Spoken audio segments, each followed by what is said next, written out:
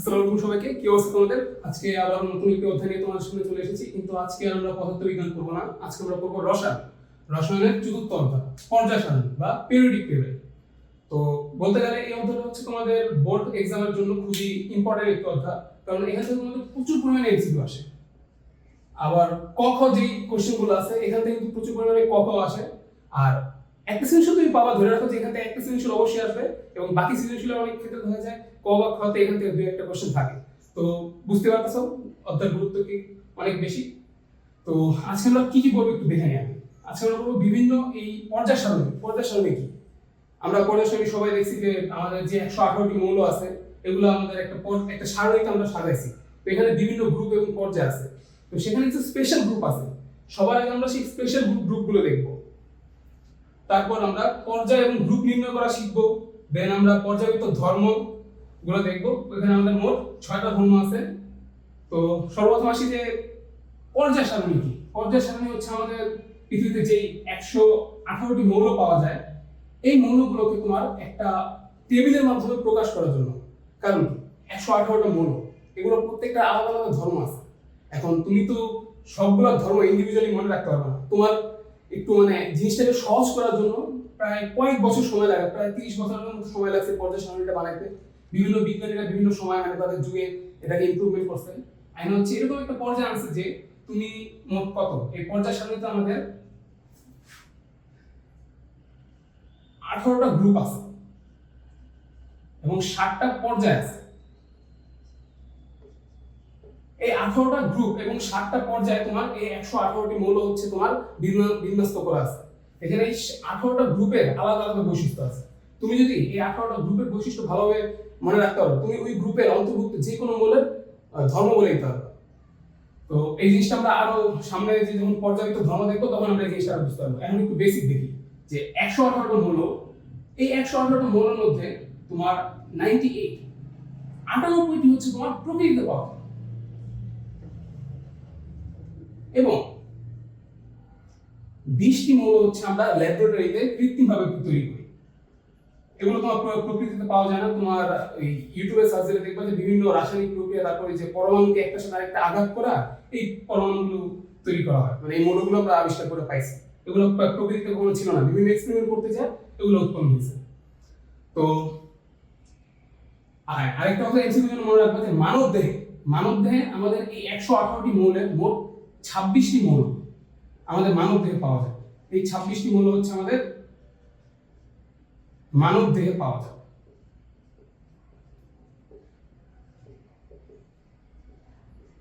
ঠিক আছে?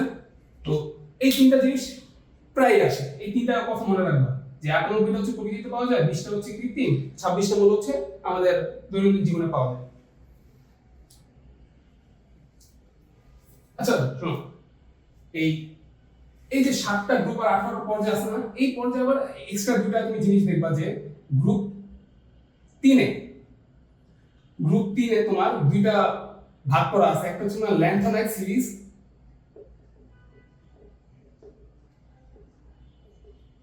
আরেকটা হচ্ছে তোমার অ্যাক্টিনাইট সিরিজ। এই দুটো আমরা বিস্তারিত একটু পরে দেখবো যে এই জিনিসটা আসলে ওই তোমরা সবাই অনেকে মাথা আসলে এই জিনিসটাই হয় যে পর্যায় সারণীটা কিছুটা আকারটা কিছু এরকম। তো নিচে আবার এক্সট্রা করে দুইটা সারি অ্যাড করে কেন, এটা অনেকের কনফিউশন। এই জিনিসটা একটু পরে দেখাবো। এই দুইটা সারি থেকে মাঝে মধ্যে কিছু কোশ্চেন আসে। হ্যাঁ, আরেকটা কথা মনে রাখবা যে আমাদের যে 7টা পর্যায় আছে, এই 7টা পর্যায়ে ধরো বাম থেকে মৌলগুলো এভাবে ঘরে বিন্যস্ত না, তো বাম থেকে তুমি যদি ডানে যাও এর ধর্ম কিন্তু পরিবর্তন হবে। যতই তুমি ধরো এখানে আছে কি সোডিয়াম, দেন বামে কি আছে, সোডিয়ামের বামে কি আছে ম্যাগনেসিয়াম। সোডিয়ামের যে ধর্ম আর ম্যাগনেসিয়ামের ধর্ম কিন্তু এক না, আলাদা আলাদা। আবার তুমি যদি উপর থেকে নিচে যাও, উপর থেকে যদি তুমি নিচে যাও, সোডিয়ামের নিচে কি আছে পটাশিয়াম। সোডিয়াম আর পটাশিয়ামের ধর্ম কিন্তু সিমিলার। কারণ কি, তোমার একই পর্যায়ের ভিতরে তোমার ডান থেকে বামে গেলে তোমার তোমার মৌলের পর্যায়িত ধর্ম যেটা একটু এই যে ধর্মগুলো এগুলো চেঞ্জ হতে থাকে। কিন্তু গ্রুপে একটা নির্দিষ্ট গ্রুপে উপর থেকে যদি তুমি নিচে যাও, গ্রুপ যেটা, এই গ্রুপে তোমার সবগুলো পরমাণু সবগুলো মৌলের ধর্ম প্রায় সেম থাকে। ঠিক আছে? তো আমরা আমাদের প্রথম টপিক, এগুলো কাছে একটু বেসিক আলোচনা ছিল, আমরা প্রথম টপিক শুরু করব। তোমাদের বিভিন্ন গ্রুপ। তো প্রথম গ্রুপ কি? প্রথম গ্রুপ হচ্ছে তোমার ক্ষার ধাতু। মানে গ্রুপ তোমার 18টা, এগুলো হচ্ছে একটু বিশেষ কিছু গ্রুপ আছে যেগুলো থেকে প্রচুর পরিমাণে কোশ্চেন আছে, এগুলো আমরা দেখব। এটা হচ্ছে তোমার ক্ষার ধাতু। ক্ষার ধাতু কোনগুলোকে বলে? তোমার পর্যায় সারণীর গ্রুপ 1। গ্রুপ 1 এ কোন মৌলগুলো আছে? হাইড্রোজেন, লিথিয়াম, সোডিয়াম, পটাশিয়াম, তারপর রুবিডিয়াম, সিজিয়াম, আর এটা কি? হ্যাঁ, রেডন। ও সরি, রেডন না, ফ্রান্সিয়াম। ফ্রান্সিয়াম। তো গ্রুপ 1 এ তোমার মোট এই 7টা মৌল আছে। এই 7টা মৌলের মধ্যে তোমার হাইড্রোজেন বাদে মোট 6টা, মানে এই হাইড্রোজেন বাদে যে এই 6টা মৌল আছে না, এদেরকে আমরা ক্ষার ধাতু বলি। ক্ষার ধাতু বলি। কারণ কি? দেখো, এই মৌলগুলোকে তুমি যখন পানির সাথে বিক্রিয়া করাবো, তুমি পানিতে, মানে ধরো এই একটু সোডিয়াম নিলা, পানিতে ঢেলে দিলা, কি হবে? এরা হাইড্রোজেন গ্যাস উৎপন্ন করবে।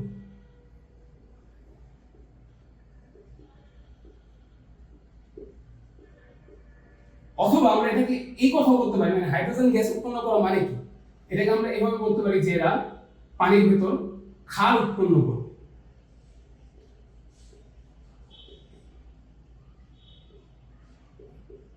যেমন ধরো সোডিয়ামকে যদি আমি পানির সাথে বিক্রিয়া করাই, H2O, এখানে কি পাবো? এরা হাইড্রোজেন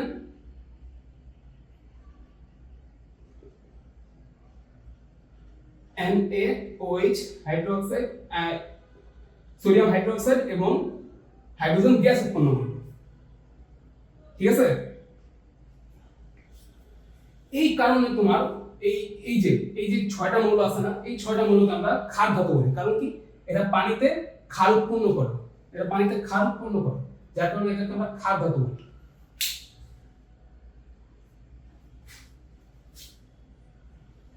তারপর আসো মৃৎক্ষার ধাতু। মৃৎক্ষার ধাতু 2 নম্বর গ্রুপ, মৃৎক্ষার ধাতু।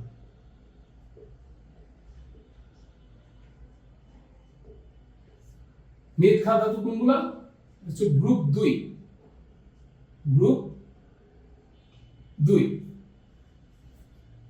2 beryllium, magnesium, calcium, strontium and আরো হচ্ছে তোমার বেরিয়াম আর রেডন। এই মোট 6টা। এই 6টা মৌলকে হচ্ছে তোমার মৃৎক্ষার ধাতু বলা হয়। এর কারণ কি? মৃৎক্ষার ধাতু বলার কারণটা কি? কারণ প্রথম কারণ হচ্ছে এরা এদেরকে মাটিতে পাওয়া যায় বিভিন্ন যৌগ করে।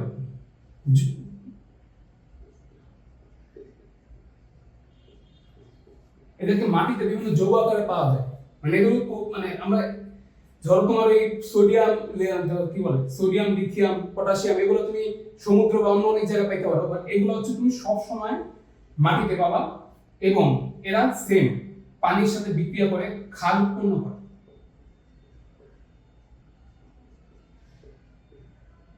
পানির সাথে উৎপন্ন করে, তার মানে কি? একটা হচ্ছে মাটিতে পাওয়া যায়, মানে কি? মৃৎ। এখান থেকে আসছে মৃৎ আর ক্ষার। মৃৎক্ষার ধাতু। এদেরকে মাটিতে পাওয়া যায় এবং এরা পানির সাথে বিক্রিয়া করে ক্ষার উৎপন্ন করে।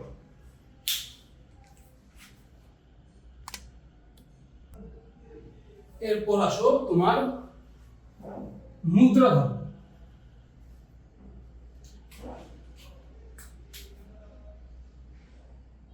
3 নম্বর গ্রুপ, মুদ্রা ধাতু।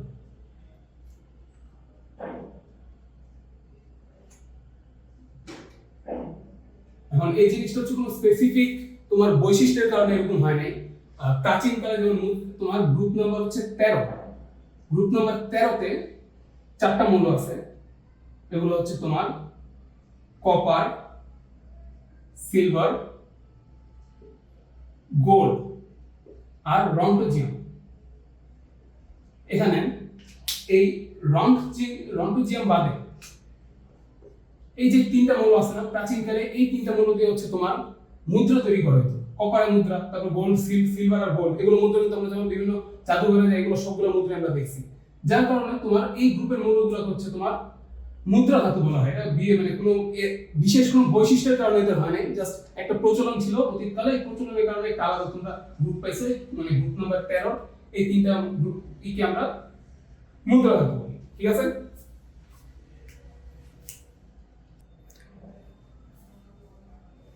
এরপর আসো আরেকটা, এই গ্রুপটা অনেক ইম্পর্টেন্ট, 4 নম্বর গ্রুপ, হ্যালোজেন। হ্যালোজেন গ্রুপ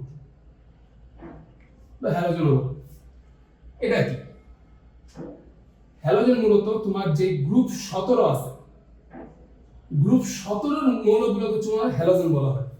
এগুলোকে তোমার এক্স দ্বারা প্রকাশ করা হয়। হ্যালোজেন মানে প্রত্যেকটা হ্যালোজেন মৌলকে তোমার এক্স দ্বারা প্রকাশ করা হয়।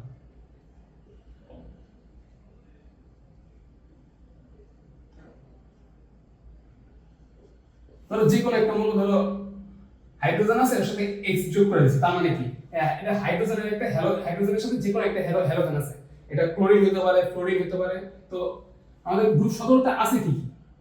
ফ্লোরিন, ক্লোরিন, ব্রোমিন, আয়োডিন, তারপর হচ্ছে তোমার অ্যাস্টাটাইন আর টেরেসাইন। ঠিক আছে? তো এই মৌলগুলোকে তোমার হ্যালোজেন বলার কারণ কি? হ্যালোজেন বলার কারণ হচ্ছে এরা ধাতুর সাথে বিক্রিয়া করে।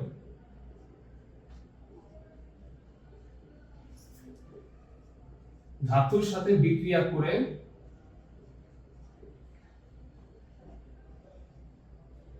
লবণ উৎপন্ন করে।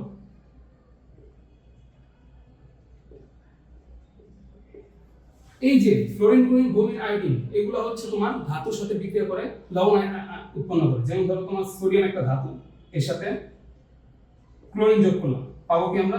সোডিয়াম ক্লোরাইড, NaCl, মানে খাবার লবণ। তারপর ধরো ম্যাগনেসিয়াম, Mg এর সাথে আমরা ক্লোরিন যোগ করলে ম্যাগনেসিয়াম ক্লোরাইড। এগুলো কি? এগুলো লবণ। তার মানে ধাতুর সাথে হ্যালোজেন গ্রুপ বিক্রিয়া করে তোমার কি লবণ উৎপন্ন করে। এদেরকে লবণ উৎপন্নকারী যৌগ মানে মৌল বলা হয়। আরেকটা কথা, এই যে ফ্লোরিন, ক্লোরিন, ব্রোমিন, আয়োডিন, এরা আবার পাশাপাশি মানে লবণ উৎপাদন করার করবি, তো সাথে আবার ওরা দ্বিতীয় মৌল তৈরি করতে পারে। যেমন ফ্লোরিন 2, ক্লোরিন 2, ব্রোমিন 2, মানে নিজেদের সাথে নিজেরা যৌগ গঠন করে। এটা তাদের আরেকটা বৈশিষ্ট্য। চলো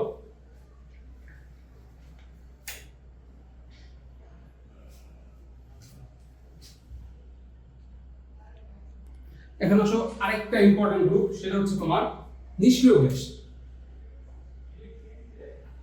5 নম্বর গ্রুপ হচ্ছে তোমার নিষ্ক্রিয় গ্যাস।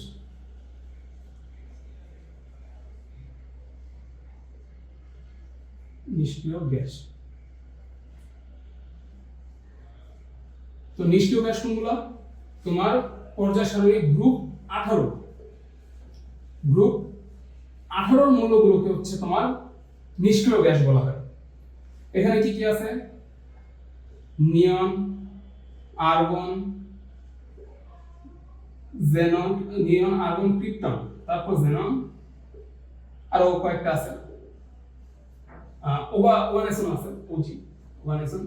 এগুলোর বৈশিষ্ট্য কি? এদের সর্বশেষ হিলিয়ামটা হচ্ছে একটু ব্যতিক্রম, এটা পরে আসি।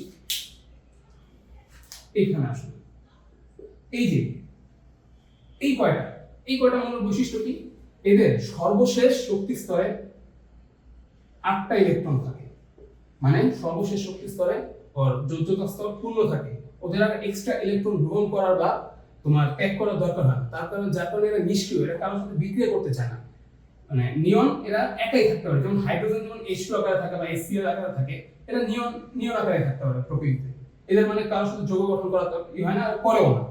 যার কারণে এদেরকে বলা হয় নিষ্ক্রিয় গ্যাস। কারোর সাথে কোনো বিক্রিয়া করে না, যার কারণে এদেরকে বলে নিষ্ক্রিয় গ্যাস। কারণ কি? এই যে সর্বশেষ শক্তি স্তরে 8টা ইলেকট্রন থাকে। এখন আসি হিলিয়ামের ক্ষেত্রে। হিলিয়ামের ইলেকট্রন বিন্যাস কি? 1s2। এখন হিলিয়ামের তো 8টা পর্যন্ত যাওয়ার মতো পর্যায়ে নেই, কিন্তু এখানে দেখো 1s2 যে লাস্ট s কক্ষপথ আছে এখানে দুইটা ফুলফিল। তার মানে কি ওরও কিন্তু কোনো ইলেকট্রন গ্রহণ বা বর্জন করার দরকার নেই, ও কিন্তু আর জায়গা থেকে নিষ্ক্রিয়, যার কারণে হিলিয়ামকে তোমার নিষ্ক্রিয় গ্যাসের সাথে তুলনা করা হয়। যার কারণে এই 18 গ্রুপের সবগুলো মৌল হচ্ছে তোমার নিষ্ক্রিয় গ্যাস।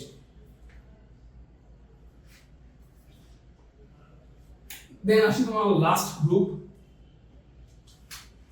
লাস্ট গ্রুপ হচ্ছে তোমার 6 নম্বর গ্রুপ, এটা হচ্ছে তোমার অবস্থান্তর মৌল। অবস্থান্তর মৌল এগুলো কোনগুলা? গ্রুপ 3 থেকে 12। গ্রুপ 3 থেকে 12, 3 থেকে 12 তে তোমার যেই মৌলগুলো আছে এদেরকে আমরা অবস্থান্তর মৌল বলি। কারণ কি এরা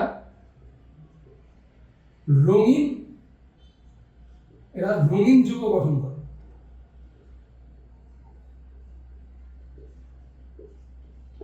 এরা রঙিন যৌগ গঠন করে মানে এরা এখানকার যে মৌলগুলো আছে এগুলো যদি কোনো তোমার যৌগ গঠন করে অন্য কোনো মৌলের সাথে, তখন সেগুলো মূলত বেশিরভাগই রঙিন হয়, যার কারণে এরা বলা হয় যে এরা রঙিন যৌগ গঠন করে।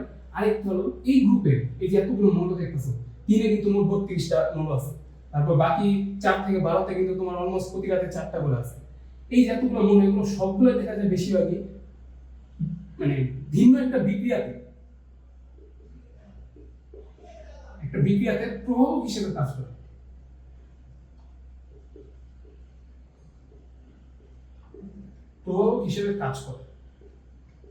এরা নিজেরা কিন্তু বিক্রিয়া অংশগ্রহণ করে না, বাট অন্য বিক্রিয়াকে মানে অন্য বিক্রিয়া সম্পন্ন হতে সাহায্য করে, মানে এদেরকে প্রভাবক বলা হয়। এটাই হচ্ছে অবস্থান্তর মৌলের বৈশিষ্ট্য। তো অলমোস্ট আমরা বিশেষ যে কোনো গ্রুপ ছিল এগুলা দেখা শেষ। এখন আমরা জাস্ট কিছু মানে এমসিকিউর জন্য কয়েকটা টপিক আমরা এখানে লিখে দেব, দেন হচ্ছে আমরা পর্যায় বা গ্রুপ নির্ণয় যাব, মানে মোস্ট ইম্পর্টেন্ট যেখান থেকে সবচেয়ে বেশি কোশ্চেন আসবে। তো এখানে তোমার পর্যায় সারণীর একটা সারসংক্ষেপ দেওয়া আছে তোমার, এখান থেকে বেশ কিছু এমসিকিউ আসতে পারে।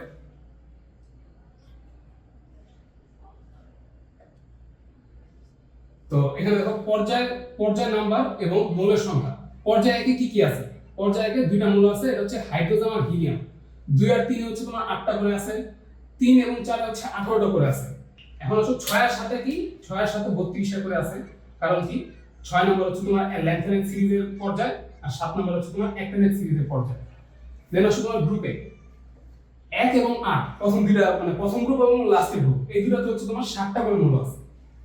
2 নম্বর গ্রুপ এবং 13 থেকে তোমার 17 এই কয়টা গ্রুপে হচ্ছে তোমার মোট 6টা করে মৌল পাওয়া যাবে, প্রতিটা গ্রুপে 6টা করে মৌল পাবে।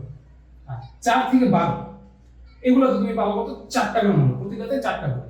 এখন হচ্ছে 3 নম্বর পর্যায়ে। 3 নম্বর পর্যায়ে কি 32টা, কারণ কি 3 নম্বর পর্যায়ে হচ্ছে প্রথমে হচ্ছে তোমার স্ক্যানেডিয়াম, তারপর হচ্ছে তোমার ইট্রিয়াম, দেন হচ্ছে তোমার ল্যান্থানাইট সিরিজ আসে, এখানে আছে তোমার 15টা ল্যান্থানাইট সিরিজে, দেন হচ্ছে অ্যাক্টিনাইট সিরিজ এখানেও 15টা, মোট কয়টা হলো 32টা।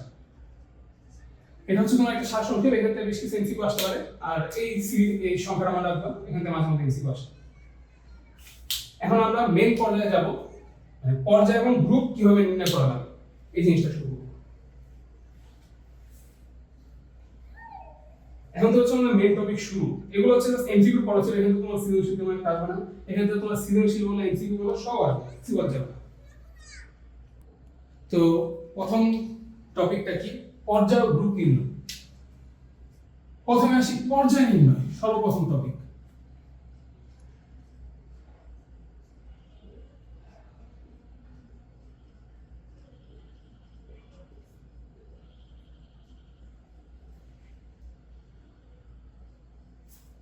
তো পর্যায় কিভাবে নির্ণয় করবা? ইলেকট্রন বিন্যাসে, মোলার ইলেকট্রন বিন্যাসে সর্বশেষ যে তুমি শক্তি স্তর পাবা, সর্বশেষ যেই শক্তি স্তর পাবা, সর্বশেষ শক্তি স্তরের মানে নম্বরটাই হচ্ছে তোমার মৌলের পর্যায় সংখ্যা বা পর্যায় নম্বর। কি হবে? একটা উদাহরণ দিই, সোডিয়াম কত? 11, 1s2 2s2 2p 2p6 3s1 কত 11টা হলো না এখানে লাস্ট ইলেকট্রন কোন মানে সর্বশেষ শক্তি স্তর কোনটা তৃতীয় শক্তি স্তর না এগুলো কিন্তু আমরা তৃতীয় অধ্যায় পড়ছি তার মানে সোডিয়ামের তোমার পর্যায় হচ্ছে 3 তৃতীয় পর্যায়ের মেম্বার দেন আসি তোমার কোনটা কি নাম যায় ভালো ক্রোমিয়াম নে বলি দাও chromium 24 1s2 2s2 2p6 3s2 3p6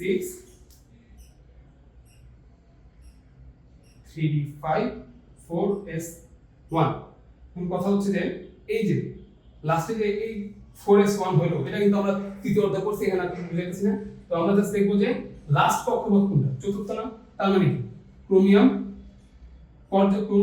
পর্যায় সংখ্যা কত পর্যায় নাম কত 4 ক্রোমিয়ামের পর্যায় নাম 4 সবগুলো মানে যে কোনো মৌলের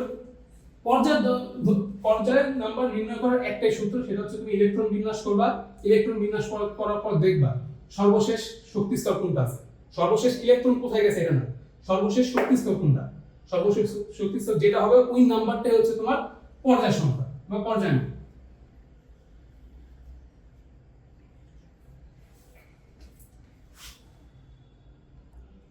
এখন চলো আমরা গ্রুপ নির্ণয় করি গ্রুপ নির্ণয় তো গ্রুপ নির্ণয় তোমার মোট তিনটা সূত্র আছে তিনটা সূত্র তিনটা অনেক ইজি তো শুরু করি রুল নাম্বার 1 দিয়ে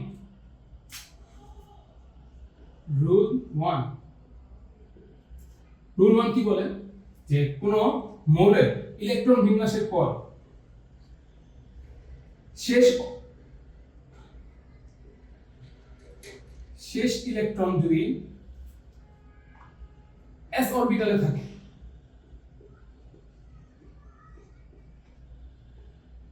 থাকে তাহলে ওই s অরবিটালে যে কটা ইলেকট্রন আছে না এই ইলেকট্রন সংখ্যাই হচ্ছে তোমার গ্রুপ নম্বর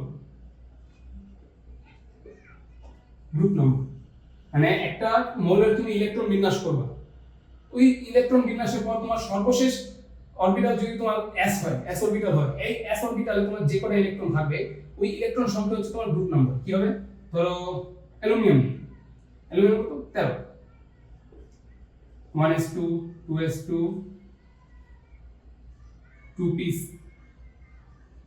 2p6 3s2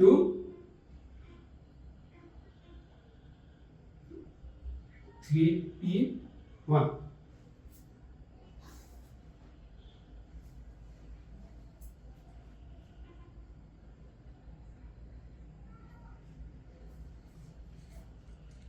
ও সরি অ্যালুমিনিয়াম তো তোমার এটার মধ্যে পড়বে না হাইড্রোজেন দেখো হাইড্রোজেনে কি 1s না লাস্ট ইলেকট্রন মানে s এর ইলেকট্রন সংখ্যা কত একটা তার মানে কি গ্রুপ 1 তারপর সোডিয়ামে দেখো Na 1s2 2s2 2p6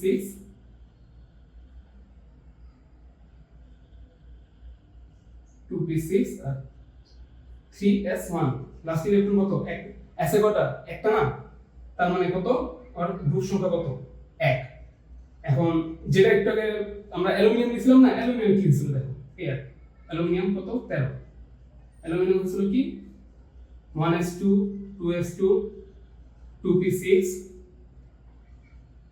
3s2 3p1 এখন এখানে কি ছিল বাকিটা মুছে দিই লাস্টেরটা আছে এইটা হচ্ছে তোমার গ্রুপ 2 এ পড়ে মানে রুল 2 তো রুল 2 তোমার কি বলে রুল 2 বলে যে সর্বশেষ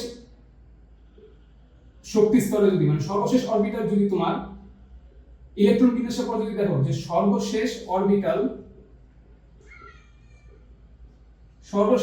হচ্ছে তোমার s এবং p, এই দুটো যদি হয়, সর্বশেষ অরবিটাল যদি s এবং p হয়, তাহলে তোমার গ্রুপ নাম্বার হচ্ছে s এর ইলেকট্রন সংখ্যা প্লাস p এর ইলেকট্রন সংখ্যা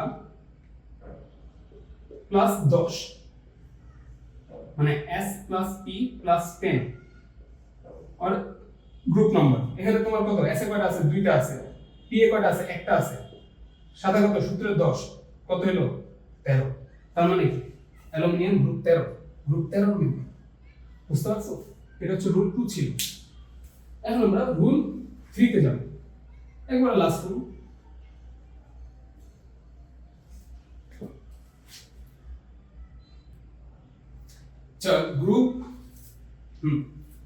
গ্রুপ মানে রুল 3 তে যাওয়ার আগে একটা দেখি আয়রনের ইলেকট্রন বিন্যাস দেখি। Fe26 1s2 2s2 2p6 3s2 3p6 3d6 4s2, ঠিক আছে? এখন দেখো আমাদের এক নম্বর যে আমরা রুলটা করছিলাম, ওখানে কি বলছিল যে সর্বশেষ অরবিটাল যদি s হয়, s এর উপর যেই কয়টা ইলেকট্রন থাকবে ওইটাই হচ্ছে তোমার ওর পর্যায়, মানে কি বলে গ্রুপ নাম্বার। তো আয়রনের গ্রুপ নাম্বার কি তাহলে 2? পর্যায় সারণীটা খুলে দেখো না, এইটা হচ্ছে তোমার রুল 3 তে পড়ছে। রুল 3 কি বলে, s অরবিটালের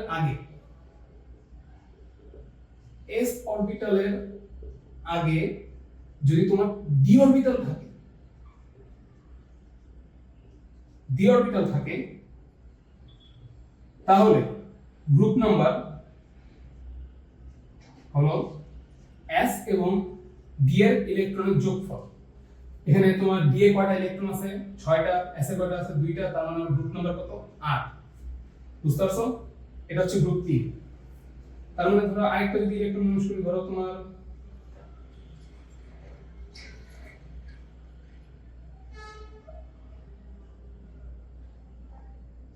একটা হচ্ছে শুধু লেন্থি হয়ে যাবে, আর করার দরকার নেই। এখন জাস্ট আমরা একটা রিক্যাপ করি। রিক্যাপটা কি, তিনটা রুলস যে পড়লাম, এই তিনটা রুলের একবার রিক্যাপ করি। প্রথম রুলসটা কি ছিল, ও বলছে যে লাস্ট অরবিটাল যদি s হয়, রুল 1, লাস্ট অরবিটাল যদি s হয়, s এর যে কয়টা ইলেকট্রন থাকবে ওই ইলেকট্রন সংখ্যা হচ্ছে তোমার গ্রুপ নাম্বার। রুল 2 কি বলছে, রুল 2 বলছে যদি তোমার লাস্ট ইলেকট্রন যদি s আর p এ যায়, তাহলে গ্রুপ নাম্বার হচ্ছে s এর ইলেকট্রন সংখ্যা প্লাস p এর ইলেকট্রন সংখ্যা প্লাস 10। রুল 3 বলে যদি s এর আগে তোমার d অরবিটাল থাকে, তাহলে তোমার গ্রুপ সংখ্যা হবে s এবং d এর ইলেকট্রন সংখ্যা। কিন্তু আরেকটা एग्जांपल যদি নেই, কোনটা নেব, ধরো কপার নেব 29, 1s2 2s2 2p6 3s2 3p6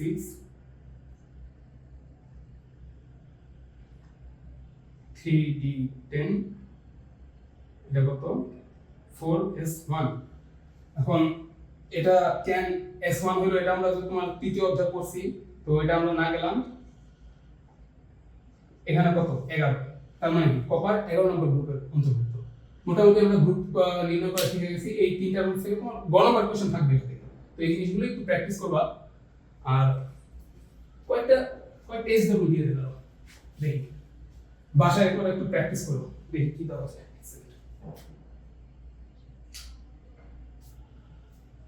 So now calcium now, wait, so nickel কি দেওয়া যায়,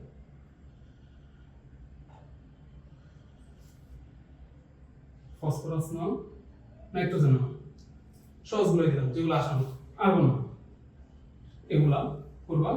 আর সাথে হচ্ছে তোমার হাইড্রোজেন আর হিলিয়ামের অবস্থান, এটা একটু দেখা যাবে হাইড্রোজেন এবং হিলিয়ামের অবস্থায় কি। তো হিলিয়ামে কিন্তু একটা ব্যতিক্রম আছে, হিলিয়ামের ইলেকট্রন বিন্যাস 1s2, মানে ওর গ্রুপ নাম্বার কত আর কত 2, কিন্তু আসলে কি 2 না, ওর গ্রুপ নাম্বার হচ্ছে 18। কারণ কি, ওই চিত্রটা বললাম 1s2, ও কিন্তু কার সাথে বিক্রিয়া করতে চায় না, কারণ কি ও স্বয়ং সম্পূর্ণ, ওর লাস্ট অরবিটাল তোমার ফুলফিল, ও কার সাথে বিক্রিয়া করবে না। যার কারণে 18 গ্রুপে যে নিষ্ক্রিয় মৌলগুলো আছে, এই নিষ্ক্রিয় মৌলগুলোর সাথে হচ্ছে ইসিকে রাখা হয়েছে হিলিয়ামকে। হিলিয়াম একটা ব্যতিক্রম, এটা কিন্তু তোমার খ নাম্বার আসে, এটা একটু মাথায় রেখো যে কেন হিলিয়ামকে তোমার 2 এ না রেখে 18 তে রাখছে, কারণ ওর হচ্ছে লাস্ট অরবিটালে 2টা ইলেকট্রনই ফুলফিল, যার কারণে ও নিষ্ক্রিয় গ্যাসের মতো আচরণ করে, বুঝছো, যার কারণে ওকে গ্রুপ 18 তে রাখা হয়েছে। দেন আসি হিলিয়াম, হাইড্রোজেন কি 1s1, তার মানে গ্রুপ 1 এ থাকার কথা, গ্রুপ 1 এই আছে।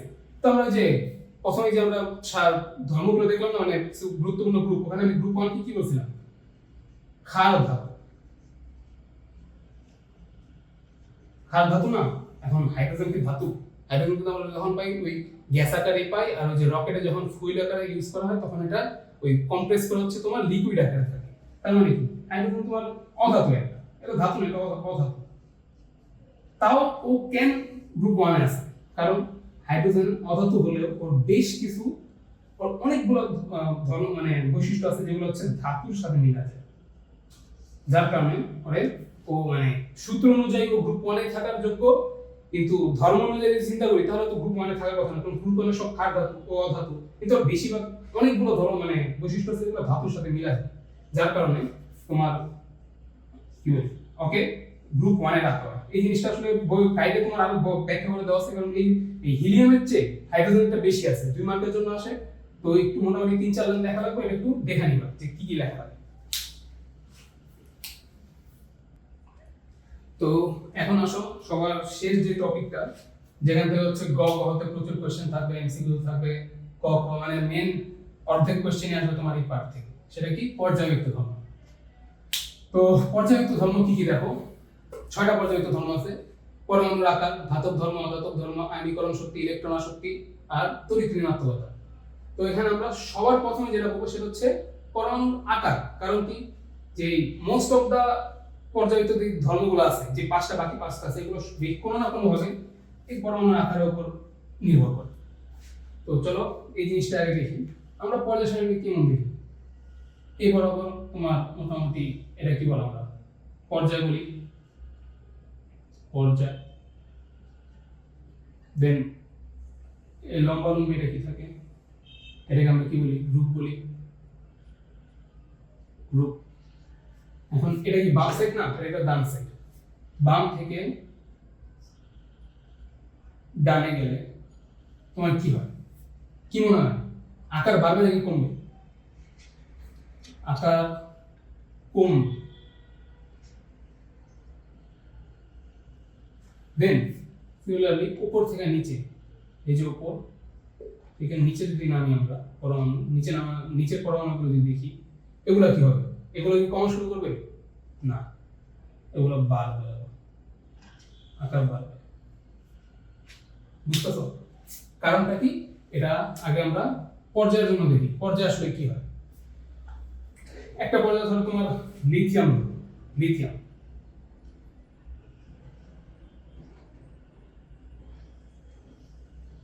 এটা হচ্ছে তোমার লিথিয়ামের কত, পারমাণবিক সংখ্যা কত? 3।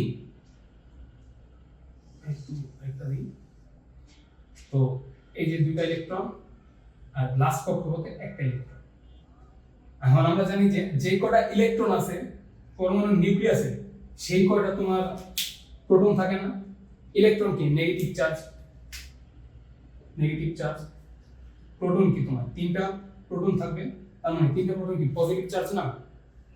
সিমিলারলি বেরিলিয়ামের জন্য এটা পাশে যে মৌলটা, মানে লিথিয়ামের ডান পাশে যে মৌলটা আছে, অর্থ যদি দেখি আমি, লিথিয়ামের ডান পাশে তোমার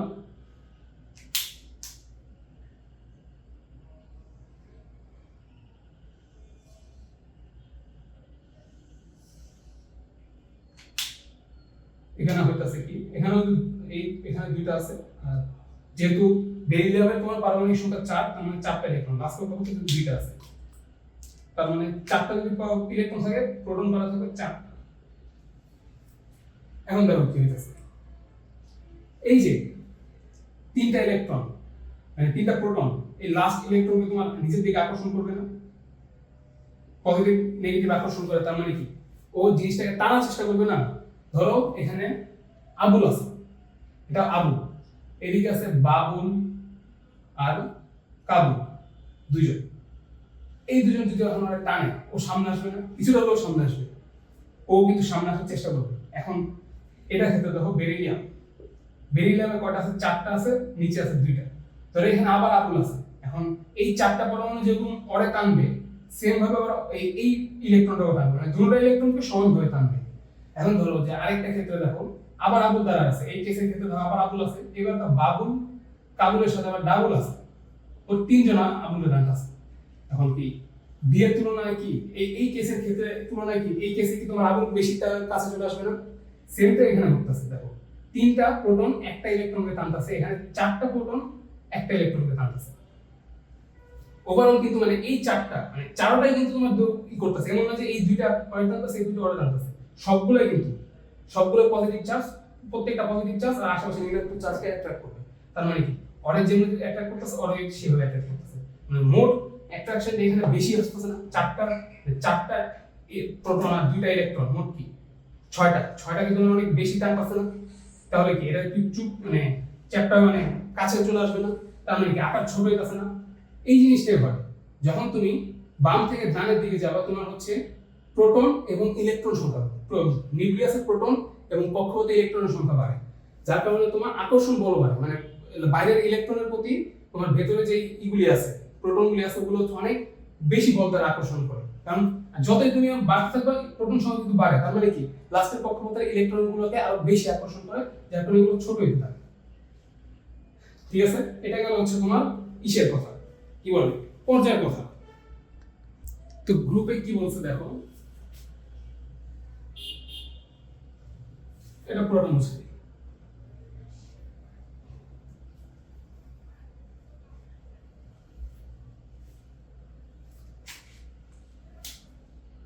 এখন আমরা দেখলাম যে পর্যায়ে যখন বাম থেকে ডানে যায় তখন কি ঘটে। এখন ধরো যে এটা হাইড্রোজেন,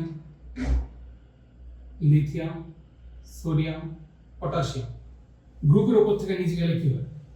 হাইড্রোজেনে কেমন এইচ কি, শুধু একটা ইলেকট্রন একটা কক্ষপথ না, হাইড্রোজেনের একটা কক্ষপথ, লিথিয়ামের কত 2টা কক্ষপথ না,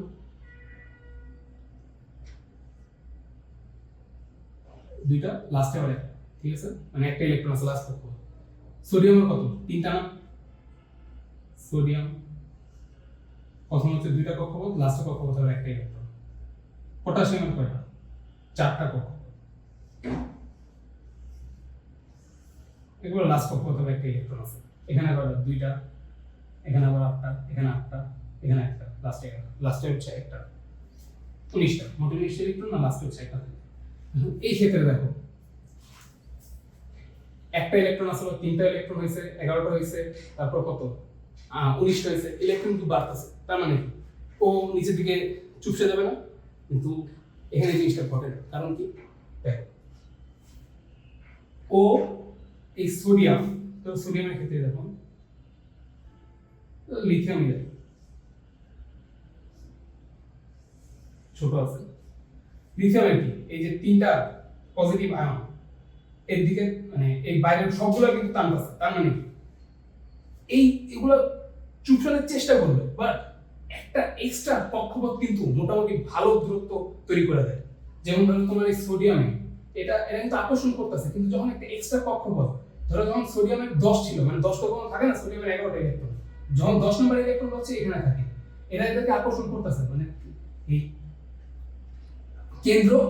কেন্দ্রে যে প্রোটনগুলো আছে বাইরের ইলেকট্রনগুলো আকর্ষণ করতেছে। যখন লাস্টের এই ইলেকট্রনটা এদিকে চলে আসে, তখন মোটামুটি একটা ভালো ডিসটেন্স কভার করে। ধরো তোমার প্রথম কক্ষপথ ছিল এরকম, দ্বিতীয় কক্ষপথ এরকম, তৃতীয় কক্ষপথ অনেক দূরে থাকে। কারণ কি তোমার মোটামুটি কারণ এই ইলেকট্রন আর এই ইলেকট্রন কিন্তু তোমার মানে সমান চার্জ, মানে কি নেগেটিভ চার্জ, এরা এদেরকে বিকর্ষণ করে কিছু। এই কনসেপ্টটা হচ্ছে তোমরা এইচএসসি তে বলবো, এটা এখানে বলার দরকার নেই। এই জিনিসটা মানে ইলেকট্রন ক্লাউড বলতে একটা কনসেপ্ট আছে, এটা তুমি এইচএসসি তে পড়বে, এটা এখন এটা বুঝবা না, কিন্তু জাস্ট এতটুকু মনে রাখো যে ইলেকট্রন সংখ্যা বাড়লে ইলেকট্রনকে যখন কাছে টানবে, কাছে টানার থেকে একটা নতুন পর্যায়ে যদি তোমার যুক্ত হয় তার সাইজ দ্বিগুণ বাড়ে। ধরো তোমার একটা এক্সাম্পল ধরো যে ইলেকট্রনের সংখ্যা বাড়ার কারণে যদি তোমার 10 সেন্টিমিটার ব্যাসার্ধ কমে, 10 সেন্টিমিটার ব্যাসার্ধ হয় না, আমি ধরে নিলাম একটা এক্সট্রা পর্যায়ে তোমার যোগ হওয়ার কারণে 20 সেন্টিমিটার পর্যায়ে মানে ব্যাসার্ধ বাইরে যাবে। বুঝতেছো একটা এক্সট্রা পর্যায়ে যোগ হওয়ার কারণে কতটা ডিফারেন্স আসে? একটা এক্সাম্পলের মাধ্যমে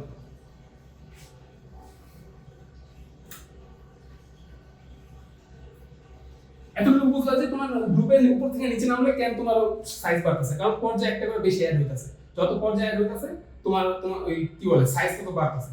এখন ধরো যে সোডিয়াম, ম্যাগনেসিয়াম, অ্যালুমিনিয়াম, এটা হচ্ছে একটা পর্যায়, এর নিচে আছে পটাশিয়াম আর ক্যালসিয়াম। এখন তুমি তো বলেই পারবা যে এখানে সবচেয়ে বড় কি, এদিকে সোডিয়ামের আকার সবচেয়ে বড়, কারণ বাম সাইডে আছে, তারপর ম্যাগনেসিয়াম, তারপর অ্যালুমিনিয়াম। সিমিলার পটাশিয়ামের আকার বড়, ক্যালসিয়ামের ছোট। এখন কথা হচ্ছে যে আমি যদি চিন্তা করি যে এই সবগুলোর মধ্যে কে সবচেয়ে বড়, তখন তুমি কি বলবে? কারণ কি এদিকে গেলে হচ্ছে ই কমতেছে, আবার এদিকে গেলে তোমার ই বাড়তেছে, এই মানে বাম থেকে ডানে গেলে তোমার আয়তন কম মানে ব্যাসার্ধ কমে, উপর থেকে নিচে গেলে ব্যাসার্ধ বাড়ে। এখন যদি আমি ওভারঅল চিন্তা করি যে তোমার এরকম একটা কোশ্চেন যে বলে এখানে তোমার সর্বোচ্চ ইকার মানে ব্যাসার্ধকার, একটু আমি কি বললাম যে ইলেকট্রন সংখ্যা বাড়ার থেকে যে বাড়ার কারণে তোমার ব্যাসার্ধ কমার যে ইফেক্ট হয় একটা পর্যায়ে যোগ হয় তার থেকে কয়েক গুণ বেশি ইফেক্ট হবে। তার মানে এখানে কি সবচেয়ে বড় কি পটাশিয়াম। কি হবে? পটাশিয়াম হচ্ছে একটা এক্সট্রা কক্ষপথ আছে, ওর ইলেকট্রন বেশি কিন্তু ওর একটা এক্সট্রা কক্ষপথের কারণে ওর সাইজ সবচেয়ে বেশি, ওর সাইজ ওর ব্যাসার্ধ সবচেয়ে বেশি। তারপর কি পটাশিয়ামের ছোট হচ্ছে যেহেতু ওর নিচে আছে, ম্যাগনেসিয়ামের নিচে আছে, এই সোডিয়ামের নিচে আছে, সোডিয়ামের কিন্তু সাইজ বড় কারণ সোডিয়াম বামে আছে, আবার ক্যালসিয়ামের সাইজ বড় কারণ ক্যালসিয়াম নিচে আছে, কিন্তু কে বেশি বড় হবে? ক্যালসিয়াম হবে, কারণ সোডিয়াম বড় কারণ হচ্ছে সোডিয়ামের হচ্ছে ইলেকট্রন কম, যার কারণে হচ্ছে ওর আকর্ষণ কম। কিন্তু ক্যালসিয়াম বড় কারণ কি ওর হচ্ছে লাস্টে একটা এক্সট্রা কক্ষপথ অ্যাড হয়ে গেছে, এটা তো হচ্ছে কত দুইটা কক্ষপথ, এখানে তিনটা কক্ষপথ এসে বসছে। তার মানে কি ক্যালসিয়াম, তার মানে ক্যালসিয়াম। এখন ক্যালসিয়াম হচ্ছে ছোটকে, এটা হচ্ছে সোডিয়াম। হ্যাঁ, এখন আবার এই সিরিয়ালটা মেইনটেইন হয়ে যাবে এমজি। এই জিনিসটা বুঝলাম। তোমার যদি এরকম একটা চার্ট দিয়ে বলে যে কে সবচেয়ে বড়, কার ব্যাসার্ধ সবচেয়ে বড়, তুমি সবসময় প্রাধান্য দিবা তারে যার হচ্ছে পর্যায় সংখ্যা বেশি। প্রথম প্রাধান্য হচ্ছে ফার্স্ট প্রায়োরিটি হচ্ছে তোমার পর্যায় সংখ্যা, মানে লাস্টে হচ্ছে কক্ষপথের সংখ্যা, পর্যায় সংখ্যা তো না, কক্ষপথ সংখ্যা, কক্ষপথ সংখ্যাটা তুমি ফার্স্ট প্রায়োরিটি দিবা, যার কক্ষপথ সংখ্যা বেশি তার আকার বেশি। দেন হচ্ছে ইলেকট্রন সংখ্যা 2, যার ইলেকট্রন সংখ্যা বেশি তার আকার কম, আকার ছোট। ইলেকট্রন সংখ্যা বেশি হলে আকার ছোট, ঠিক আছে? তার মানে কি এই যে পটাশিয়ামের ক্ষেত্রে কি হয়েছিল, ওর ইলেকট্রন সংখ্যা বেশি, কিন্তু আমাদের ফার্স্ট প্রায়োরিটি কি কক্ষপথ সংখ্যা কার বেশি? ওর। তার মানে কি ও বড়। দেন ওর কাজ শেষ। এখন আসি হচ্ছে আবার কি আর মানে এই বাকি চারটার মধ্যে কে বড়? আবার আমরা ফার্স্ট প্রায়োরিটি কাকে দিব? কক্ষপথ সংখ্যাকে। কক্ষপথ সংখ্যা কার বেশি? ক্যালসিয়াম, তার মানে কি ক্যালসিয়াম বড়। দেন আবার কি আবার আমরা যখন এই তিনটা বলবো, এই তিনটা কক্ষপথ সংখ্যা কিন্তু সমান, সবগুলো দুই করে। এখন আর এই প্রায়োরিটি কাজ করবে না, এখন আমাদের ইলেকট্রন বেশি দিকে আসবে। যার ইলেকট্রন কম সে বড়, যার ইলেকট্রন মানে যত বাড়তে থাকবে সে হচ্ছে ছোট হতে থাকবে। তার মানে এই যে, বুঝতে পারছো?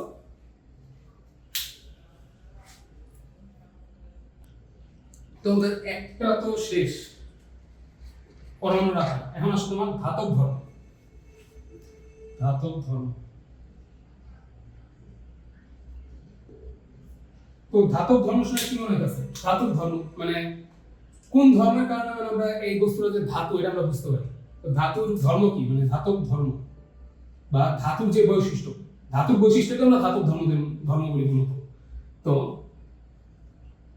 ধাতব ধর্ম হচ্ছে তোমার একটা মৌলের ইলেকট্রন ত্যাগ করে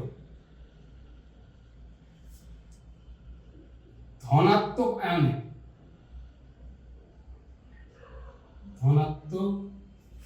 ওয়েট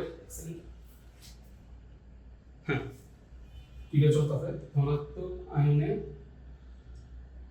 ইলেকট্রন ত্যাগ করে ধনাত্মক আয়নে পরিণত হওয়ার প্রবণতাই হচ্ছে তোমার মেইনলি কি ধাতব ধর্ম। এই যে ধনাত্মক আয়ন, একটা ধাতু যদি তোমার একটা ইলেকট্রন ত্যাগ করে Na প্লাস হয়ে যায় আর একটা ইলেকট্রন মানে ইলেকট্রন ত্যাগ করে একটা Na প্লাস হয়ে যায়, এটা কারা করতে পারে? শুধু ধাতুরাই করতে পারে। এখন বৈশিষ্ট্য হচ্ছে যে মানে কে কত সহজে তোমার ইলেকট্রন ত্যাগ করতে পারে, যে যে যত সহজে ইলেকট্রন ত্যাগ করবে, সহজে ইলেকট্রন ত্যাগ করবে তার ধাতব ধর্ম তত বেশি। মানে একটা ইলেকট্রন একটা মৌল যদি তোমার সহজে ইলেকট্রন ত্যাগ করে ধনাত্মক আয়নে পরিণত হয়, আমরা বলতে পারবো যে ধাতব ধর্ম অনেক বেশি। এভাবে আমরা মূলত ধাতু নির্ধারণ করে থাকি, কোনটা ধাতু আর কোনটা অধাতু। এখন আমরা আকারটা পড়লাম কেন? প্রথমে আমরা পরমাণু আকার পড়লাম কেন? পরমাণু আকারের সাথে সম্পর্কটা কি দেখি।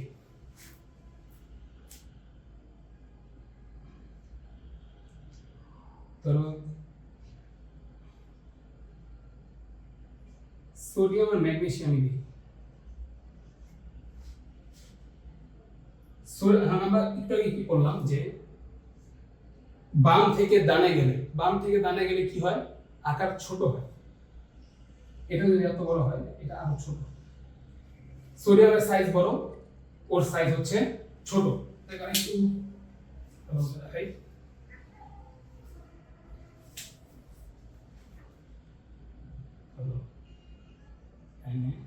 তিনটা কক্ষপথ থাকি,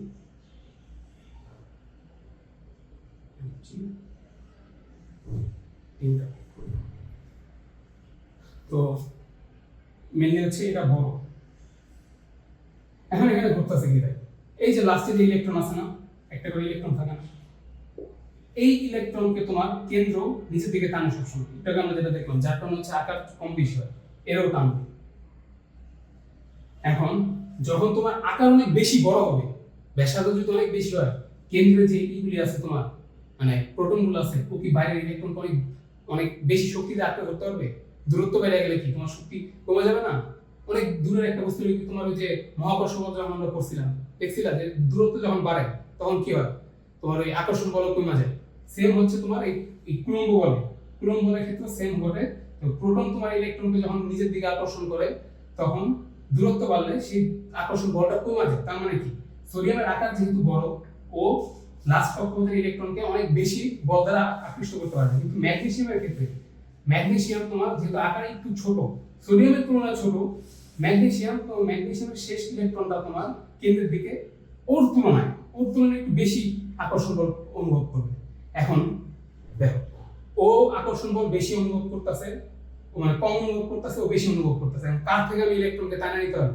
এদিকে যদি S ফোর্স কাজ করে, ধরো S1 এদিকে কাজ করতেছে F2, এখন F2 গ্রেটার দেন F1। এখন কার দিকে আমার কোথা থেকে আমার ইলেকট্রন সরাই নিলে তোমার মানে শক্তি কম খরচ হবে? যেখানে তোমার বল কম ইউজ হচ্ছে সেখানেই তো। এখান থেকে যদি ইলেকট্রনটা সরাই নিতে চাই, আমার এনার্জি কম দেওয়া লাগবে না? কারণ কি? ইলেকট্রনের পরমাণু সাইজ বড়, ও বাইরের ইলেকট্রনকে বেশি জোরে টানতে পারতেছে না। তার মানে ইজিলি আমি এই বস্তুটাকে বাইরে টান দিয়ে সরাই ফেলতে পারবো। বাট ম্যাগনেসিয়ামের ক্ষেত্রে আমি এত সহজে পারবো না। পারবো, কিন্তু তার এই সোডিয়ামের ক্ষেত্রে আমার যে এনার্জিটা প্রয়োগ করা লাগবে, ম্যাগনেসিয়ামের ক্ষেত্রে আমার তার চেয়ে একটু বেশি প্রয়োগ করা লাগবে। তাহলে আমরা কি বলতে পারি? যদি আকার বাড়ে, আকার বাড়লে তোমার ধাতব ধর্ম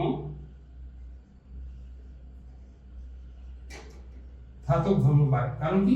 অনেক ইজিলি আমরা ইলেকট্রনকে বের করে ফেলতে হবে। আকার যদি আকার কমবে, ধাতব ধর্ম কমবে। কারণ কি? ইলেকট্রন তখন বেশি ফোর্স অনুভব করবে, আমরা সহজে ইলেকট্রনকে সরাই নিতে পারবো না। সিমিলারলি অধাতব ধর্ম,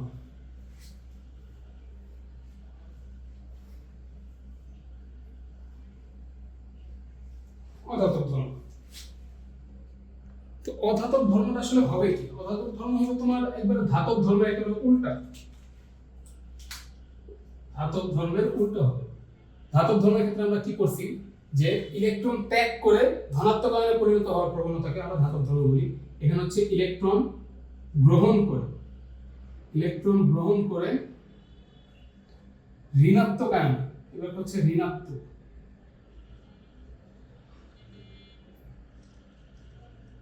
ঋণাত্মক আয়নে পরিণত হওয়ার যে প্রবণতা, এটাকে আমরা বলবো হচ্ছে অধাতব ধর্ম।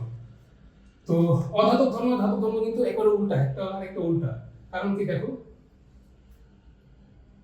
এখন আমরা যদি আবার কিসের কথা আসি, যে সাইজের কথা, ধরো একটা মৌল আছে এ আর একটা মৌল আছে বি। বি হচ্ছে অনেক বড়, এ হচ্ছে ছোট। এখন এইদিকে দেখো, তোমার এই ছোট বস্তুটার ক্ষেত্রে তোমার কেন্দ্রের দিকে আকর্ষণ বল অনেক বেশি না, আবার এই বড়টার ক্ষেত্রে তোমার কেন্দ্রের দিকে আকর্ষণ বল অনেক কম না। ধরো এটা আকর্ষণ বল F1, ওর আকর্ষণ বল F2। এখানে কার আকর্ষণ বল বেশি হবে? যেটা ছোট ওর আকর্ষণ বল বেশি হবে। কারণ কি, ওর দূরত্ব কম, অনেক অল্প দূরত্ব থেকেও অনেক বল প্রয়োগ করতে পারতো, যার কারণে ওর আকর্ষণ বল অবশ্যই বেশি হবে। এখন দেখো, ইলেকট্রন যখন গ্রহণ করবে, আমার আকর্ষণ বলটা বেশি লাগবে না? বাইরে থেকে এই যে একটা ইলেকট্রন আসলো, ইলেকট্রনটাকে টান দেওয়া লাগবে। এখন এখানে যদি তোমার বল কম থাকে, তাহলে কি ও অনেক বেশি বলে করতে পারবে? তখন দেখা যাবে যে আমার বাইরে থেকে কিছু এনার্জি দিয়ে ওর হচ্ছে এই পর্যন্ত নিয়ে আসা লাগবে। কিন্তু যখন এখানে ফোর্স অনেক বেশি থাকবে, দেখবে তো কাছাকাছি আসলে নিজে থেকেই এর ভেতরে ইলেকট্রনটা নিয়ে নিতেছে। তো সিমিলারলি যখন আমরা করছিলাম যে ধাতব ধর্ম কিন্তু কি বলছিলাম, যত সহজে ইলেকট্রন ত্যাগ করতে পারে সেটা তত ভালো ধাতু। এখন হচ্ছে যত সহজে ও ইলেকট্রন গ্রহণ করতে পারবে ও তত ভালো ধাতু।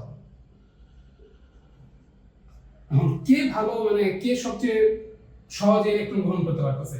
অবশ্যই তোমার যার সাইজ ছোট। কারণ কি, সাইজ ছোট মানে তোমার ফোর্স বেশি অ্যাপ্লাই হইতেছে, বাইরে থেকে ইলেকট্রন আসে ওটা ধরে ফেলতে হবে। যদি সাইজ বড় হয়, তোমার দেখা যাবে যে এই যে বল প্রয়োগ করতেছে ওটা ওকে ভেতরে নেওয়ার জন্য যথেষ্ট না, বাইরে থেকে ফোর্স অ্যাপ্লাই করা লাগবে।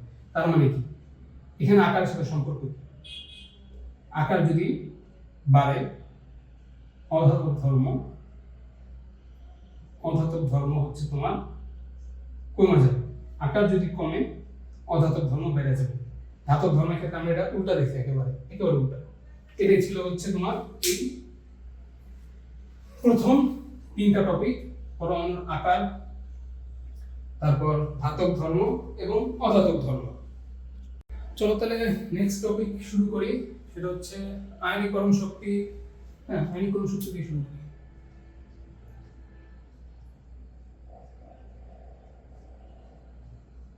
আয়নীকরণ শক্তি। তো আয়নীকরণ শক্তি কি জিনিস? আয়নীকরণ মানে কি? একটা বস্তুকে আয়নিত করা, মানে ধরো একটা ধাতু যদি তোমার একটা ইলেকট্রন ত্যাগ করে, ওকে একটা ধনাত্মক আয়নে পরিণত হয় না? একটা ইলেকট্রন ত্যাগ করলে কি ধনাত্মক আয়নে পরিণত হয় না? এটাই আয়নীকরণ। তো এই জিনিসটা আসলে সংজ্ঞা কেমনে বলেন? আয়নীকরণ শক্তিটা আসলে কাকে বলে? এক মোল পরমাণু থেকে ইলেকট্রন, এক মোল পরমাণুর ইলেকট্রন ত্যাগ করে ধনাত্মক আয়নে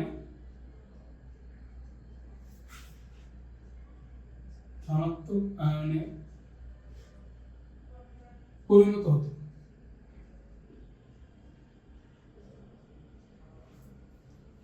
যে পরিমাণ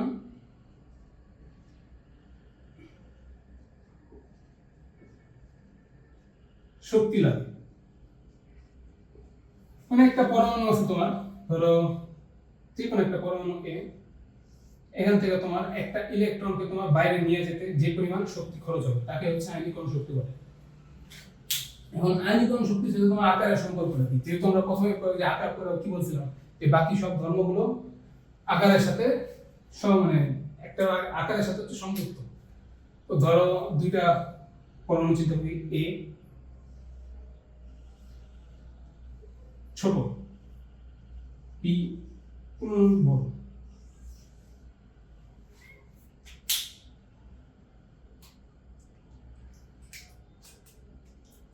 তো এই যে ও যে ছোট, বাইরে যে ইলেকট্রনটা আছে, একটু আগে আমরা এখন কি করলাম, যদি আকার ছোট হয় বাইরের ইলেকট্রনের প্রতি কি আকর্ষণ বেড়ে যায় না? কারণ কি, দূরত্ব কমে আসে, মানে আকর্ষণ বল বেড়ে যায়।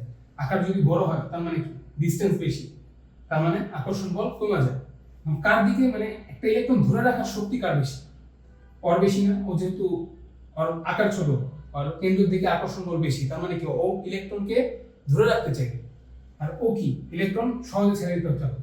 এখন আমরা একটু আগে কি করলাম যে ইলেকট্রন ত্যাগ করে ধনাত্মক আয়নে পরিণত করতে যে পরিমাণ শক্তি লাগে, এখন ওরা যদি আমি ইলেকট্রন ত্যাগ করা মানে ইলেকট্রন বাইরে বের করে যদি আমি ধনাত্মক আয়নে পরিণত করতে চাই, আমার যে এনার্জিটা লাগবে E1 লাগবে, আর ওর ক্ষেত্রে হচ্ছে আমার E2 লাগবে। কার মান বেশি হবে? অবশ্যই E1 এর মান বেশি হবে। কারণ কি? কারণ ওর দূরত্ব কম, ও কেন্দ্রের দিকে এই ইলেকট্রনকে কেন্দ্রের দিকে বেশি বলে টানতেছে। আমি যখন বাইরে থেকে ওকে সরাতে যাব আমার অনেক বেশি বল প্রয়োগ করা লাগবে। তার মানে কি E1 এর মান E2 এর চেয়ে বেশি। তার মানে কি তোমার আকার যদি ছোট হয় আয়নীকরণ শক্তি বাড়বে, আকার যদি কমে আয়নীকরণ শক্তি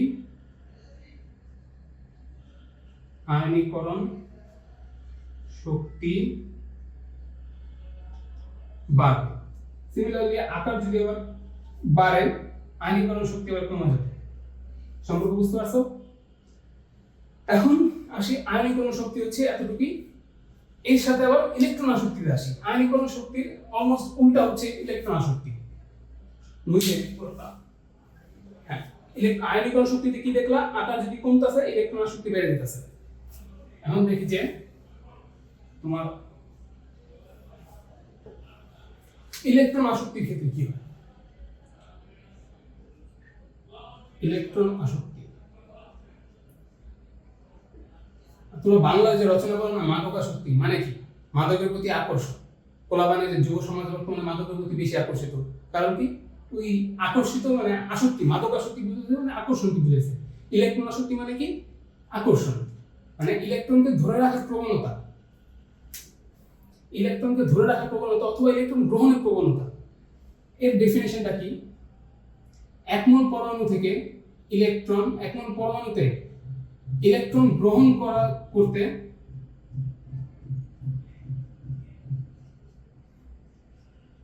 যে পরিমাণ শক্তির প্রয়োজন,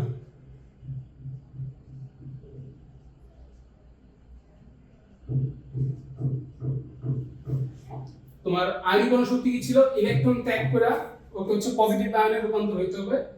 মানে ইলেকট্রন ত্যাগ করে পজিটিভ আয়নে রূপান্তর হতে কি পরিমাণ শক্তি লাগে, আর এটা হচ্ছে ইলেকট্রন গ্রহণ করে নেগেটিভ আয়নে পরিণত হতে কি পরিমাণ শক্তি লাগে। একটা উল্টা।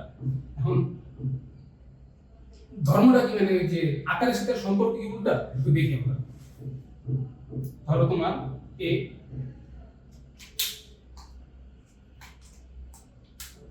ধরো এ, সিমিলারলি এটা একটু ছোট, বি এটা একটু তুলনামূলক বড়, এটা ছোট মূল এটা বড় মূল। এখন দেখো এই ইলেকট্রনটার প্রতি ওর আকর্ষণ বল আমরা এখন করে আসছি বেশি, এই ইলেকট্রনটার প্রতি ওর আকর্ষণ বল কম। মূলত বাইরের ইলেকট্রনের প্রতি ওর আকর্ষণ বল কম, ওর আকর্ষণ বল বেশি। এখন যদি এখানে একটা ইলেকট্রন আসে, ওর আকর্ষণ বল যেহেতু অলরেডি বেশি, মানে কে ওই প্রোটনগুলোর আকর্ষণ বল অলরেডি বেশি, ও আশেপাশে আসলে করে মানে ওর দিকে টানবে না। মানে দেখা গেল যে আমি এক্সট্রা বাইরে থেকে শক্তি দ্বারা ধাক্কা দিয়ে ঢুকাইতেছি, কিন্তু আমার কি অতিরিক্ত শক্তি দেওয়া লাগবে? অলরেডি ওর অনেক ভালো বল দিয়ে টানতেছে, আমি যদি ওর ভেতরে ঢুকাইতে চাই হালকা করে ধাক্কা দিলে দেখা যাবে ধাক্কা তো না। আমি জাস্ট বুঝানোর জন্য বলতেছি। ধরো যে তোমার ওই আবার এই যে একটা এটা হচ্ছে গেটের বাইরে থেকে হচ্ছে গেটের বাইরে হচ্ছে বাবুল দাঁড়া রয়েছে, আর ভেতরে হচ্ছে আবুল হচ্ছে বাবুলরে টানতেছে। হ্যাঁ, আবুল যদি অনেক বেশি ফোর্সে টানে, আমি যদি পিছন থেকে যদি হালকা একটু ধাক্কা দিই আবুল ঢুকে যাবে না। কিন্তু আবুল যদি অল্প বলে টানে, আমি যদি আমার বাইরে থেকে ঢুকানোর জন্য অনেক বেশি বল প্রয়োগ করা লাগবে না। তার মানে কি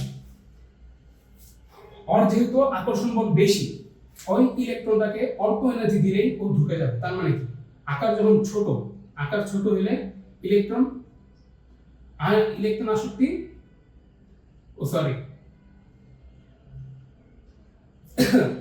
আকার যখন ছোট তখন ইলেকট্রন আসক্তি তোমার বেশি, আকার যখন ছোট ইলেকট্রন আসক্তি বেশি, মানে ইলেকট্রনকে গ্রহণ করার এনার্জি কম লাগতেছে তোমার, আমি এনার্জি কম দিতেছি, কিন্তু ওর ইলেকট্রনের প্রতি আকর্ষণটা বেশি না, যেহেতু বল বেশি, ওর ইলেকট্রনের প্রতি অনেক আকর্ষণ না, বেশি বলে টানতেছে না, তার মানে ইলেকট্রন আসক্তি বেশি।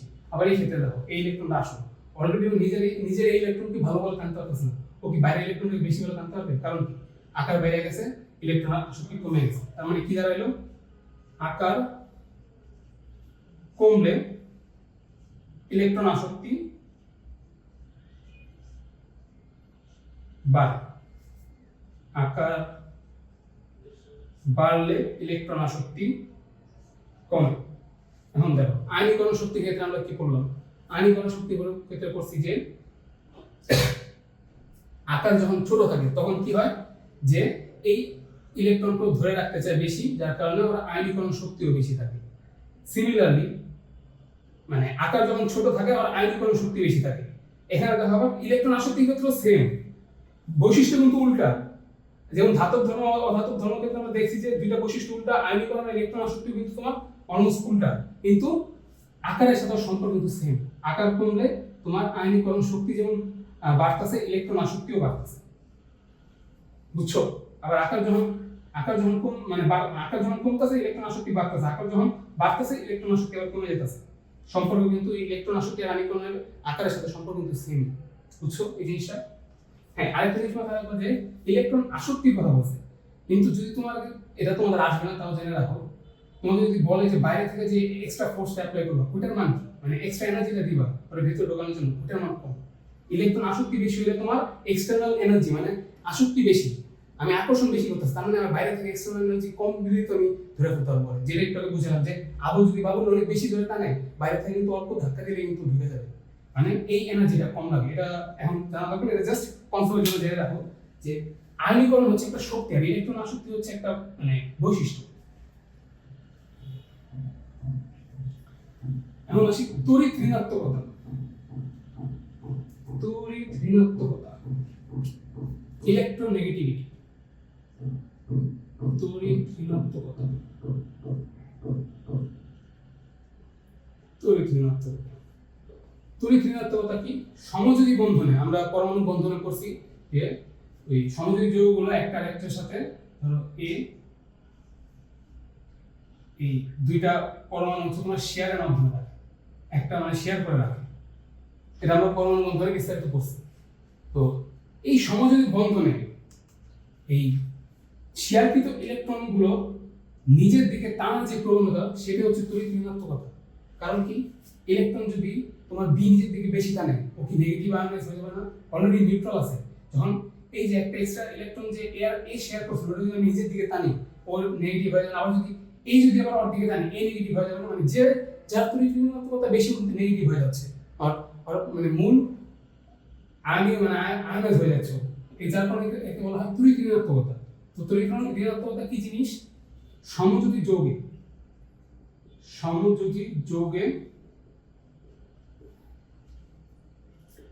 শেয়ারকৃত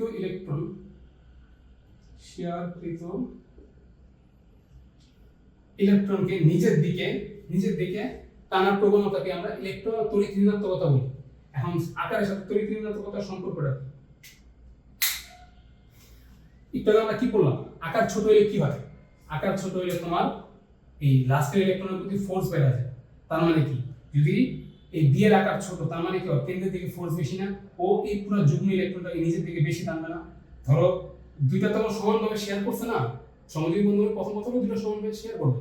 এখন যার তড়িৎ ঋণাত্মকতা বেশি থাকবে মানে ইলেকট্রন আসক্তি মানে ইলেকট্রনকে নিজের দিকে টানার প্রবণতা বেশি থাকবে, তড়িৎ ঋণাত্মকতা বেশি থাকবে, তার দিকে কি যুগ্ম ইলেকট্রনটা তোমার তার দিকে চলে যাবে না কিছুটা। ধরো তোমার শেয়ারকৃত ইলেকট্রনই আছে বাট ও নিজের দিকে হচ্ছে 60% ধরে রাখছে, ও 40% ধরে রাখছে। এটাই হচ্ছে মানে ওই সমযোজী বন্ধনের একটা বৈশিষ্ট্য হয় যে সমানভাবে থাকে না, সাইজের উপর ডিপেন্ড করে হচ্ছে ওই ধরো যার ক্ষমতা বেশি সে নিজের দিকে একটু বেশি ইলেকট্রন নিয়ে আনে, এটাই হচ্ছে বৈশিষ্ট্য। এখন আকারের ক্ষেত্রে কি বললাম, যদি তোমার আকার যদি কমে তড়িৎ ঋণাত্মকতা বা ইলেকট্রোনেগেটিভিটি এটা কি হবে, এটা বাড়বে। সিমিলারলি আকার যদি বাড়ে তড়িৎ ঋণাত্মকতা কি হবে, ইলেকট্রোনেগেটিভিটি কমে যাবে। ঠিক আছে, এই ছিল আজকের টপিক। আজকে কি বললাম আমরা যে বিভিন্ন গ্রুপ দেখছি, পর্যায়ের গ্রুপ কিভাবে নির্ণয় করা লাগে, পর্যায়বৃত্ত ধর্মের এই 6টা ধর্ম আছে, এই 6টা ধর্ম করছি। মূলত তোমাদের কনসেপ্ট ছিল হচ্ছে এই কয়টা টপিক থেকে হচ্ছে তোমার এখন কোশ্চেন আসবে। বেসিক্যালি হচ্ছে তোমার এই গ্রুপের থেকে হচ্ছে তোমার এমসিকিউ আসবে, ক আসতে পারে। এখান থেকে হচ্ছে এই মানে পর্যায় গ্রুপ মানে এই পুরো পার্ট থেকে হচ্ছে তোমার খ, গ, ঘ এবং ক সব আসবে, সব আসার সম্ভাবনা। তো আজকে আমরা কোনো কোশ্চেন সলভ করিনি, আজকে জাস্ট কনসেপ্টগুলো দেখালাম। নেক্সট ক্লাসে হচ্ছে আমরা এই রিলেটেড বেশ কিছু মানে ইউনিক কোশ্চেন আছে, এগুলো আমরা দেখব। ঠিক আছে, তো আজকে এই পর্যন্ত থাকো। আল্লাহ হাফেজ। নেক্সট ক্লাসে আমরা মানে শুধু কোশ্চেন সলভ করবো, বেসিক আজকে যা ছিল সব দেখানো হয়ে গেছে।